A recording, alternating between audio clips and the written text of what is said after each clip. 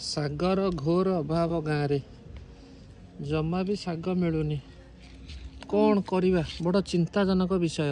ପୁଣି ବାଡ଼ିରେ ଦେଖୁନ ମାନେ ବାମ୍ବେଡ଼ା ହଉ ଖଡ଼ା ହଉ ମାନେ କୋଉଠି ଗଛ ଗୋଟେ ଗଛ ବି ତମେ ଦେଖିବାକୁ ପାଇବନି, ଖାଲି ଏଇଗୁଡ଼ା।